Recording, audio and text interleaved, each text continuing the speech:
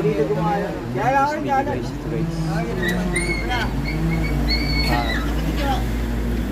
Ay, redlining tsaka pressure plate pa rin. Kaibigan ko sila kay Justin. Ah, Justin, younger. Oo. Nag-e-bike. E-bike. Kung pare ko yun, pagka-motor, saan ko papagawa yun? Kaya nga sabi pagka ano, dalhin mo dyan mga kaibigan ko yung mga... Oo. Pero e-bike ang special din. Palit eh. mo Oh, ng e-bike. gas lining. Special ano niya. Pati yung pressure plate ni guys. Dati, nagtatattoo yun. Magkano yung ano ito? Yung... Kukunin na natin yung ano niya, yung magandang klase. Oo, sabi ko nga tayo, kahit mga nasa ano eh. Iwan na si Pastor kahit mga 2,000 na yun eh. O mag-iwan mo na pang ano natin sa pyesa. Pero sure ako dyan, basta makakondisyon Meron ka na dyan, meron ka na dyan.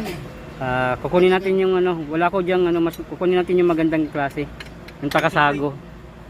Nakasado. Takasago yung kukunin natin. Wala tayong takasabi dyan, stock tayo. Wala. Ubus na? Wala. Baka meron pa dyan. Oo, karirista ako ng motor eh. Huwag mo nang tanongin yung tropa ko. Baka mawala na pagkagawa. So guys, Yo, si Kuya Ano, nagwi-waiting sa akin yun. Sa akin. Ah, sige, ala. Si Kuya Justin sa mga e-bike ko. palit mo yung lining. Kinakatok-katok lang niya. Saka pressure plate niya guys, palit na rin. Pressure plate. Safety natin yan eh. Tingnan ko yung pressure plate nito guys.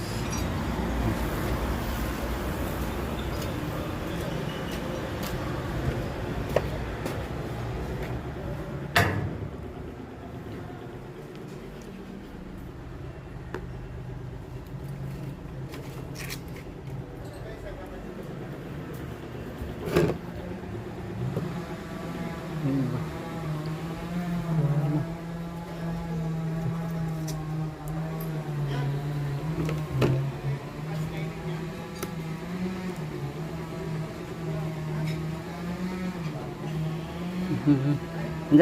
Dali. Alis muna, magsusukat si Daddy. Oh.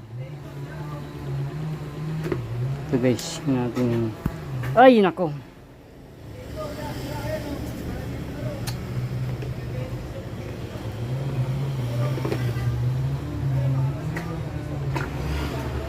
Ay. Yasi! Yasi!